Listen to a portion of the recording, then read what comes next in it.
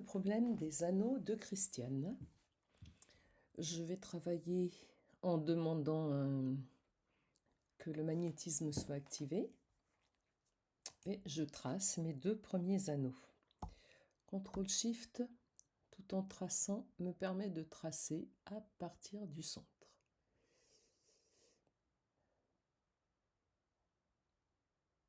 Voilà, pour le premier, je vais tout bêtement dupliquer. Pardon. Donc je duplique, j'en ai 2. Le deuxième, je vais le réduire légèrement. Et pour le réduire de la même façon à partir du centre, OK.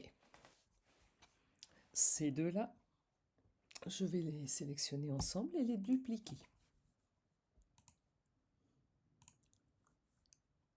Les déplacer de façon à ce qu'ils se croisent. Et puis je vais faire encore un croisement dessous. Je ne vais pas faire les anneaux olympiques parce que je ne veux pas risquer voilà, de me faire taper sous les doigts parce que c'est protégé. Mais le principe serait le même. Voilà. Donc toutes ces formes-là, je peux déjà décider avec l'outil construction de forme de garder certaines parties et pas d'autres. Par exemple, je décide que cet anneau-là, je le garde. Celui-ci, je vais dire qu'il passe par-dessus. OK. Et ensuite, il est dessous. Et ça, c'est une autre partie qui se croise. Puis ici, j'annule. Alors ça, je voulais garder ça. Alors, pour être sûr de mon coup, hop, voilà. Et ensuite, je vais dire que celui-ci, non, j'annule. Donc celui-ci passe dessus. Celui-ci là, est-ce qu'il va passer dessus? Ce serait bien qu'il passe à un moment dessus. Voilà.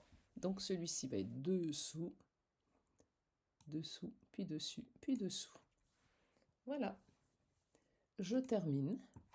Voilà, j'ai les anneaux tels que nous les a présentés Christiane. Maintenant, je voudrais pouvoir les paramétrer de façon à avoir des colonnes satin. Alors, on va s'occuper d'une première colonne satin, par exemple celle-ci. Si je veux une colonne satin, j'ai besoin de 2 rails. Alors, on constate déjà que quand on a utilisé l'outil construction de forme, on n'a pas une foule de nœuds. On a juste les nœuds indispensables. Donc, ce qu'a fait Christiane et qui est très bien, c'est elle a sélectionné entre 2 points, probablement. Hop, voilà. Et là, elle a demandé du blanc. Ici, de la même façon, elle a sélectionné, pas facile, hein, entre 2 points et demandé, alors, ça ne veut pas. Donc, pas de souci, j'en sélectionne un. Puis, avec la touche majuscule enfoncée, je viens sélectionner l'autre et je mets du blanc. Alors, le blanc, on ne le voit pas, je vais vous le montrer quand même. Cette forme-là, hop, ok. Donc, voilà. Et ensuite, elle voulait transformer ça en colonne satin. Alors, je constate que sur mes lignes, j'ai 2 rails qui sont inversés. Donc, pour en inverser un sur les 2, je sélectionne un point et avec CTRL-R, voilà, je les mets dans le même sens. À partir de là, je peux très simplement m'en aller paramétrer ma colonne satin. Alors, pas en point droit, mais en colonne satin.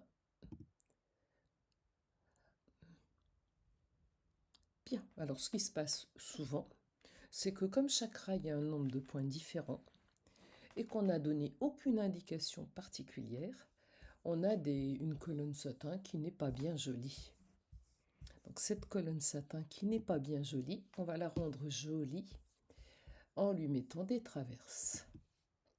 Donc je viens de prendre le crayon, ma colonne est sélectionnée, on voit qu'elle est restée, et avec la touche majuscule enfoncée, je vais installer un certain nombre de traverses pour orienter les points de ma colonne satin, pour les orienter perpendiculairement à la colonne que je veux obtenir.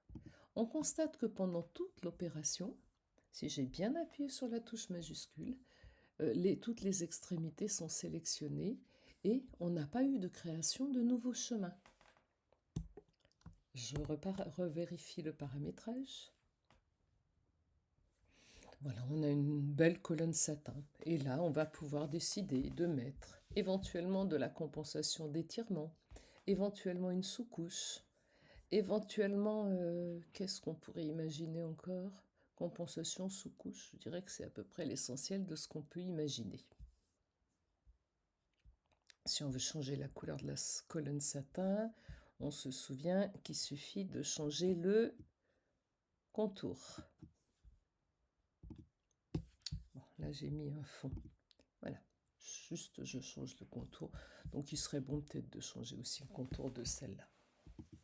Voilà. Eh bien, il y a encore du boulot, ma chère Christiane. Bon travail.